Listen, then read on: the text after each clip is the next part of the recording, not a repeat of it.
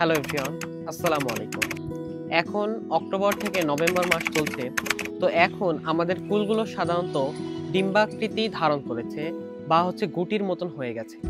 এখন আমরা কি ধরনের পরিচর্যা করব এবং কোন ভুলগুলো এড়িয়ে চলবো সেই সম্পর্কিত আজকের ভিডিওটি।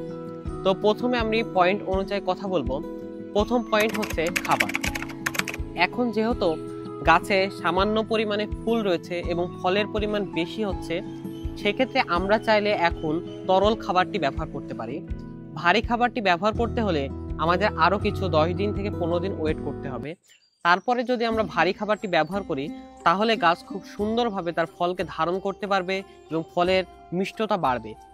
আর এখন যদি আমরা তরল সার দিয়ে থাকি, তাহলে এখন সব ফুলগুলো ফলে সেট হতে শুরু করবে এবং মাশাআল্লাহ প্রচুর পরিমাণে ফল হবে। যে পরিমাণে ফুল এসেছিল তার 80% আমাদের ফলে রূপান্তরিত হবে।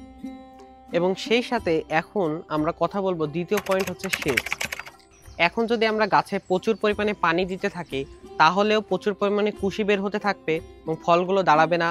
সেই সাথে কম পানি দিতে থাকলে ফুলগুলো এবং সাথে আমাদের কুঁড়িগুলো শুকিয়ে যাবে।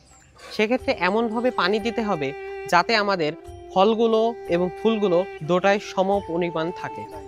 সেক্ষেত্রে আমাদের এমনভাবে পানি দিতে হবে যাতে সবসময় গোড়াটা ভিজে না থাকে এবং শুকিয়ে না যায়। একটা মিডল পয়েন্টে একটা পানি দিতে হবে।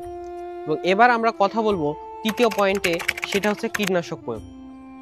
এখন আমরা কীটনাশকের ভিতরে শুধুমাত্র ছত্রাকনাশক প্রয়োগ করব, কীটনাশক প্রয়োগ করব না। এখন কীটনাশক প্রয়োগ করলে যে ফুলগুলো রয়েছে, এখন আর মৌমাছি আসবে না। যে ফুলের রেণু রয়েছে তার ভিতরে এক প্রকার দুর্গন্ধ বা একটা বিষাক্ত ভাব চলে আসবে। সেক্ষেত্রে মৌমাছিগুলো আর আসবে না বা পোকামাকড় আসবে না।